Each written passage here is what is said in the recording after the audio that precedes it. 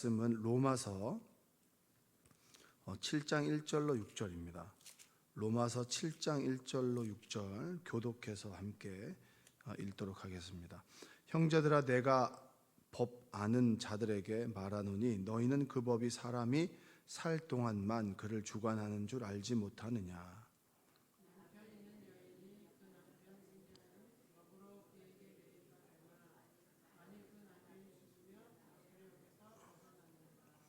그러므로 만일 그 남편 생전에 다른 남자에게 가면 음녀라. 그러나 만일 남편이 죽으면 그 법에서 자유롭게 되나니 다른 남자에게 갈지라도 음녀가 되지 아니하느니라.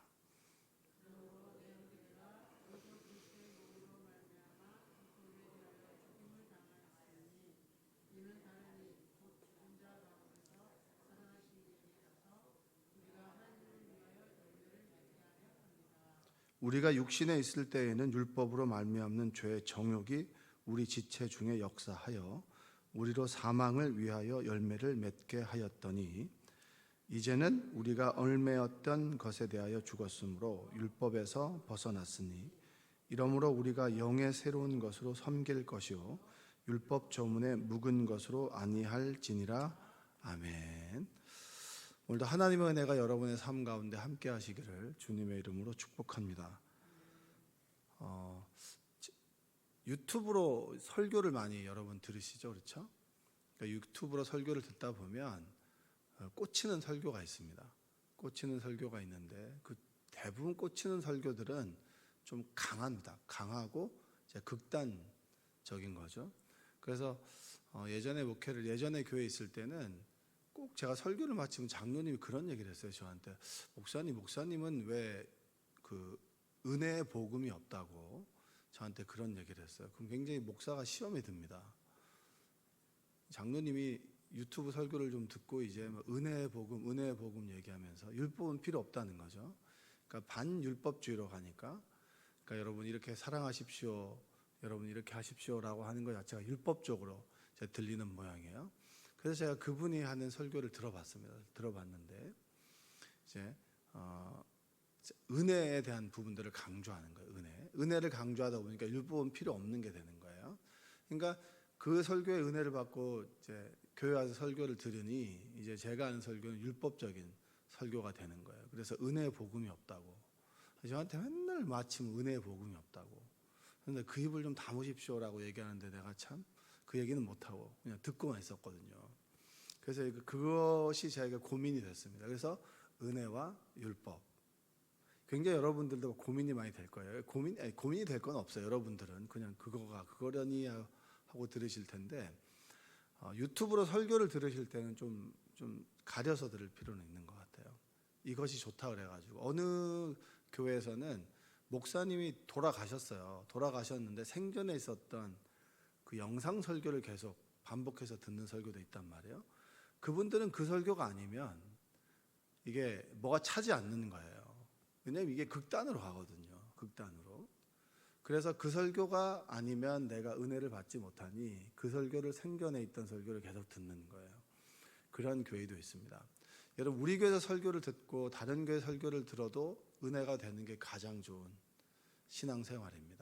이 설교만 좋아, 이건 문제가 있는 거예요. 이것도 좋고 저것도 좋은 거죠. 담임 목사님이 하는 설교 너무 좋아. 부목사님이 하는 설교도 좋아. 이게 여러분 그 좋은 바탕인 거죠. 난 이 사람만 좋아. 이건 문제가 있는 겁니다. 음식을 먹을 때 가려서 먹는 거잖아요. 가려서 먹으면 문제가 되나요, 안 되나요? 문제가 되죠. 고루고루 먹어야 건강해지는 거 아니겠습니까? 그래서 오늘은 그런 겁니다. 은혜와 율법. 그러니까 지금 바울이 율법에 대해서는 다소 조금 부정적입니다. 왜냐하면 예수 그리스도 오기 전까지 구원의 길, 쉽게 말하면 구원의 가이드라인을 제시했던 것이 율법인데, 근데 예수 그리스도의 십자가로 인해서 우리가 구원의 길이 우리에게 열렸잖아요. 그리고 난 다음에 그러면 구약에서 말하는 율법을 지켜야 되냐 말아야 되냐, 이것이 바울에게도 그 다음에 다른 사람들에게도 이게 고민이 됐던 거예요. 왜냐하면 예수 그리스도를 믿음으로 인해서 우리가 구원을 얻습니다 라고 하는 게 혁명적인 거예요. 그 당시에는 모세의 율법 613가지를 지켜야만 된다라고 하는 그것에 꽉 찬 사람들이 믿음으로 인해서 의롭다함을 얻고 그리고 하나님의 자녀가 된 우리는 천국에 갑니다라는 얘기를 들었을 때 그러면 내가 지키고 있던 613가지는 뭐냐 도대체? 이건 필요 없는 게 아니냐라고 얘기하는 사람도 있었고 그 다음에 믿는 것도 믿지만 율법은 지켜야 된다. 이렇게 얘기하는 사람들도 있단 말이에요. 그랬을 때 여러분들도 정확하게 이게 혼재되어 있는데 이걸 정확하게 여러분 생각을 하셔야 됩니다. 여러분 자녀들에게 공부하라는 얘기를 하셨죠. 그렇죠. 공부하지 말라는 얘기를 한 부모가 어디 있겠습니까? 저희 어머니는 그냥 늦게까지 공부하고 있으면 일찍 자라 그랬는데 그 얘기 들으면 더 공부하고 싶을까요? 아니면 더 자고 싶을까요? 공부를 안 해보셔서 모르시는 모양인데 자고 싶어도 공부를 좀 더 하고 싶은 마음이 들어요. 강요하지 않으니까. 근데 어느 순간에 내가 공부를 왜 해야 되는지 이유를 알게 되면 공부를 하지 말라 그래도 공부를 하게 됩니까? 안 하게 됩니까? 그러니까 이제 제 아들이 이제 고3입니다. 한국으로 치면 고3인데 우리 교회에서 보면은 그 전까지 그렇게 공부를 열심히 안 했던 것 같은데 이제 고3이 딱 되는 그 순간에 정말 열심히 공부를 하더라고요. 왜냐하면 목표가 생겼거든요. 내가 육사를 가겠다. 이런 목표가 생기니까 아이들이 공부를 하지 말라 그래도 정말 열심히 공부를 하더라고요. 공부를 열심히 하는 아이들에게는 공부하라는 얘기를 할 필요가 있을까요? 없을까요? 시험시험 해라라는 얘기를 하잖아요. 은혜를 받습니다. 은혜를 받으면 주일 성수하지 말라 그래도 주일 성수 합니까? 안 합니까? 왜냐하면 매번 예배를 드리고 싶잖아요. 새벽 예배도 오고 싶고 수예배도 오고 싶고 그리고 주일날은 당연히 봉사도 하고 싶고 이것도 하고 싶죠. 그렇죠? 그러니까 우리 안에 성령께서 우리 안에 임하게 되므로 성령께서 우리를 시키는 법을 따라 우리 안에 새로운 법, 성령의 법이 들어오게 되면서 성령께서 우리에게 말씀하시는 그 말씀을 좇아 살아가는 것이 율법보다는 더 위에 있는 거예요. 사랑하십시오. 내가 은혜를 받고 보니까 말씀을 듣고 그리고 은혜를 받다 보니까 내가 구원받을 자격이 없는 거예요. 내가 뭘 잘한 게 있어서 이렇게 큰 은혜를 받나? 내가 한 가지를 놓고 기도했는데 하나님께서는 여러 가지를 들어주셨어요. 야, 내가 받을 자격이 없는데? 이런 마음이 들어서 너무 감사하고 감격을 하게 되죠. 근데 사랑하라고 하는 말씀을 들었어요. 근데 내 옆에 있는 사람 정말 사랑이 안 되는 사람이 있단 말이에요. 근데 이 사람을 보니까 나도 자격이 없는데 이 사람도 자격이 없고 하나님 보시기에 나도 참 불쌍한 사람인데 이 사람도 참 불쌍하게 여겨지면서 미워했던 마음이 어느 순간 쑥 사라지는 경험들을 여러분 해보셨나요? 해보셨나요? 안 해보셨나요? 그런 경험 해보셨죠? 저 사람이 미운 건 맞는데 그렇게 미운데 저 사람 더 미워할 수가 없어. 그게 뭐예요? 성령의 법이에요. 그게 원수를 사랑하라 보다는 위에 있는 거예요. 그래서 율법은 은혜로 완성이 되는 거예요. 설교 말씀에 은혜를 받으니까 내가 감동을 받으 성령에 의한 감동을 받으니까 하라고 했던 것들이 그렇게 하고 싶지 않았는데 그걸 하게 되는 일들이 우리에게 벌어지게 되는 거예요. 그러니까 그 장로님은 저한테 그런 얘기를 하셨던 거예요. 그걸 잘 모르는 거죠. 늘 가정을 힘들게 했고 사업하면 말아먹고 사업하면 말아먹고 사업하면 말아먹고 그리고 어느 순간에 들었는데 은혜 받은 모든 것이 다 돼. 응? 내가 이걸 할 필요도 없어. 어느 순간 교회도 안 나온다 그랬다가 모든 걸 또 내려놓고 그랬다가 또 저한테 와서 은혜 목사님은 너무 율법적이라고 은혜 복음이 없다 이런 얘기를 하는데 삶을 보면 전혀 은혜가 안 되는데 저한테 와서 은혜 복음을 얘기하라고. 은혜 복음만 얘기하면 다 됩니다. 설교를 한번 시켰어요. 은혜 복음 얘기하더라고요. 근데 사람들이 안 들어. 내가 하나님의 은혜를 경험하고 믿음으로 인해서 의롭다함을 얻는 것이 정말 내가 잘한 것이 아무것도 없는데 의롭다 칭해 주시고 자녀로 삼아 주시고 하나님의 집에 우리를 불러 주시고 너 죽으면 내 우리 집에 데려갈게 라고 하는 확신을 주셨단 말이에요. 그 은혜를 경험했는데 우리가 어떻게 하나님 말씀대로 살아가지 않겠어요? 그건 배운 망덕이잖아요. 여러분들에게 우리 윗집에 젊은 부부가 삽니다. 젊은 부부가 사는데 결혼하기 전부터 함께 살았어요. 왜냐하면 이 결혼 이 시기 너무 밀려가지고 먼저 이제 집을 얻다 보니까 같이 한 3, 4개월 정도를 먼저 살았어요. 근데 이 사람이 딱 봐도 스마트하게 생겼어요. 그래서 제가 왔길래 뭘 물어보길래 친절하게 설명도 해주고 뭐 먹을 것도 많이 갖다 줘요.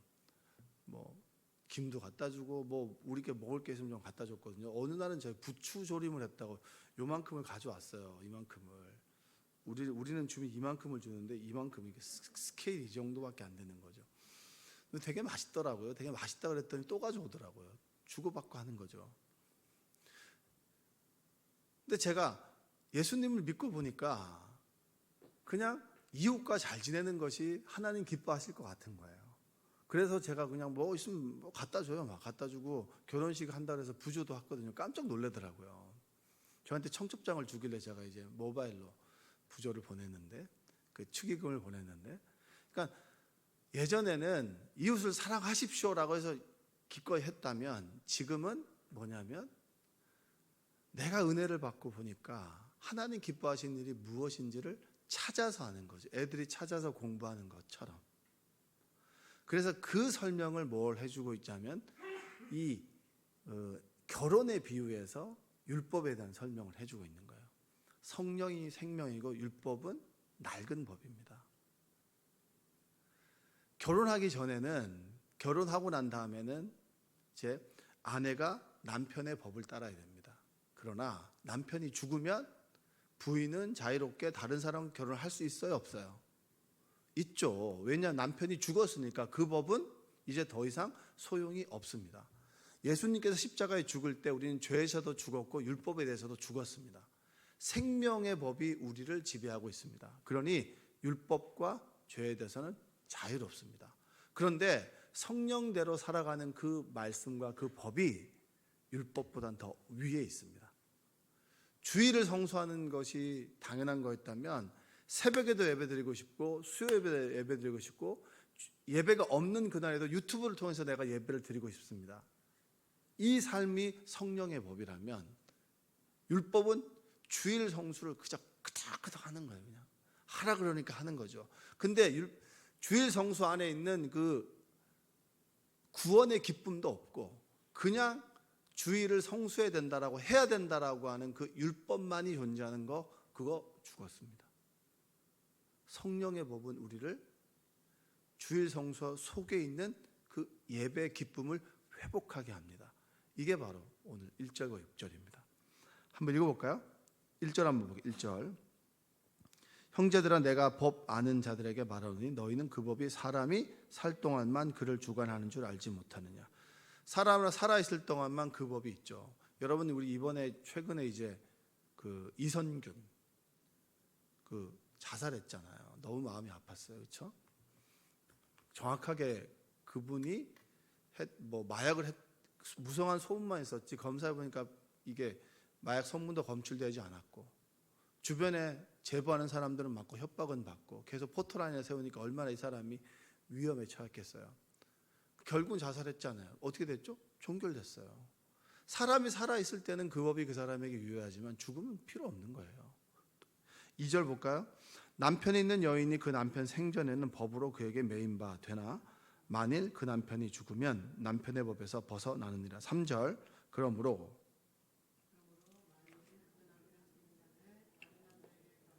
음녀라 그러나 만일 남편이 죽으면 그 법에서 자유롭게 되나니 다른 남자에게 갈지라도 음녀가 되지 아니하느니라. 결혼한 여성은 남편이 살아있을 동안에는 결혼의 법이 유효하지만 죽으면 아무도 필요가 없는 거죠. 그렇죠? 그럼 4절 한번 읽어볼까요? 그러므로 내 형제들아 너희도 그리스도의 몸으로 말미암아 율법에 대하여 죽임을 당하였으니 이는 다른 이 곧 죽은 자 가운데서 살아나신 이에게 가서 우리가 하나님을 위하여 열매를 맺게 하려 그리스도와 연합해서 옛사람에 대해서는 죽었습니다. 주님께서 십자가에 죽으심으로 죄에 대해서는 죽었고 부활하심으로 생명의 법이 살아나셨죠. 그러니까 예수님께서 죽으실 때 나도 죽은 거예요. 근데 자꾸 죽었던 법이 우리를 자꾸 지배하는 것처럼 착각하지만 예수님께서 십자가에 죽으실 때 예법에 대해서는 죽고 율법에 대해서는 죽고 성령께서 우리 안에 오시고 부활하심으로 우리 안에 생명의 법이 임했습니다. 이 얘기입니다. 그래서 아내를 우리 자아라고 할 때, 우리 자신이라고 할 때 옛 남편은 죄와 율법의 지배 아래 있었던 옛 자아를 의미하는 것이고 그리스도께 속했다는 것은 그리스도인이라는 새로운 자아. 내가 예수님을 믿음으로 인해서 보라 새 것이 되었다. 새 자아가 우리에게 생겨났다는 거예요. 옛 자아는 죽고. 그래서 5절과 6절 볼까요? 우리가 육신에 있을 때에는 율법으로 말미암는 죄의 정욕이 우리의 지체 중에 역사하여 우리로 사망을 위하여 열매를 맺게 하였더니 이제는 우리가 얽매였던 것에 대하여 죽었으므로 율법에서 벗어났으니 이러므로 우리가 영의 새로운 것으로 섬길 것이요 율법 조문에 묵은 것으로 아니할지니라. 율법 조문이라고 하는 낡은 것으로 하나님을 섬기게 했다면 하나님을 모르는 사람들에게 하나님께로 가는 길 중에 하나를 율법이 알려줬다면 이제는 부활하신 예수님을 경험하고 예수님께서 죽으실 때 우리가 함께 죽고 부활하실 때 부활하시는 새로운 영을 받은 우리에게는 그런 죄와 율법 과거는 필요 없다는 거죠. 여러분 여기서 알아야 될 게 뭔지 아십니까? 율법이 필요 없는 게 아니라 율법을 완성하는 거잖아요. 그럼 우리가 은혜 충만하지 않을 때는 어떻게 되는 거죠? 율법이 우리를 지켜주는 거예요. 율법적으로 사람을 대하라고 하는 것이 아니라 우리가 늘 은혜 충만합니까? 아닙니까? 여러분 설교 어떨 땐 들을 때 이렇지만 어떨 때는 계속 졸잖아요. 그럴 때는 뭐죠? 내가 새벽 예배 나오는 이것이 우리의 신앙의 충만함을 지켜주는 길이 된다는 거예요. 그러나 결국에는 성령의 충만한 생명의 법이 율법보다 더 우리를 기쁘고 감사하게 하나님께로 우리를 인도해 간다는 겁니다. 그래서 율법이 필요 없는 것이 아니라 율법이 기본적으로 우리를 지켜주고 율법은 습관 같은 것이라고 하면 그 습관 위에 기쁨과 은혜가 있는 것이 뭡니까? 성령의 법이라고 하는 거예요. 그렇게 여러분들이 신앙생활에 정리를 하셔야 돼요. 아니면은 은혜니 율법은 필요 없다느니 이런 쓸데없는 소리를 한다는 거죠. 그래서 주님께서는 나는 율법을 폐기하러 온 것이 아니라 율법을 어떻게 한다고 그랬죠? 완성하는 거죠. 너희들이 예배를 드리는데 예배를 왜 드리니? 우리는 하나님을 찬송하기 위해서 예배하기 위해서 지어진 존재야. 그러니까 우리 안에 목적과 의미를 알면 내가 하는 것에 대한 이유를 알게 되는 거예요. 왜 공부하냐? 너 왜 공부하냐? 평생 공부해야지. 그러나 공부만 하라고 주어진 이 시간에 공부 열심히 하면 나중에 일하게 될 때 더 열심히 일하고 잘할 수 있지만 공부할 때 공부 안 하면 일할 때 공부하게 된다는 거예요. 그러니까 학생 때 열심히 그 시간을 열심히 공부하다 보면 그 의미를 알겠죠. 여러분 율법과 은혜에 대해서 바울은 결혼에 대해서 비유하는 거죠. 여러분들이 율법적인 인생이 아니라 은혜 가운데 살아가되 우리가 은혜가 식을 때가 있겠죠. 늘 성령 충만할 수는 없잖아요. 성령을 소멸시키며 살아가는 삶이 있습니다. 그럴 때는 율법이 우리를 잡아주는 거예요. 그러나 그 율법이 잡아주면 율법이 우리를 구원하는 것이 아니라 십자가의 은혜가 우리를 구원했다. 율법 속에 있는 십자가의 은혜가 여러분의 인생을 이끌어가는 거예요. 그래서 신앙의 습관, 이 습관이 율법으로 치유한다면 그 습관 속에 있는 성령의 생명의 기쁨이 바로 은혜인 겁니다. 여러분들이 이 의미를 깨닫고 신앙생활의 기쁨을 유지하며 살아가시기를 주님의 이름으로 축원드립니다. 기도하겠습니다. 사랑과 은혜가 풍성하신 아버지 하나님 감사합니다. 율법적인 신앙생활을 합니까? 은혜가 회복되게 하여 주시옵소서. 은혜 충만하다가 은혜가 식었습니까? 우리가 살아가는 우리 습관, 신앙의 습관, 율법이 우리를 지켜주길 원합니다. 주님의 십자가에서 우리는 죽었고 주님이 부활하심으로 새로운 자아로 생명으로 부활했음을 믿습니다. 그 성령의 생명의 법이 우리를 인도하여 주시옵소서. 신앙생활이 기쁘고 기도하는 것이 좋고 교제하는 것이 기쁘고 교회 생활이 행복하고 난 행복해 라는 그 고백이 우리 가운데 있게 하여 주시옵소서. 예수님의 이름으로 기도합니다. 아멘.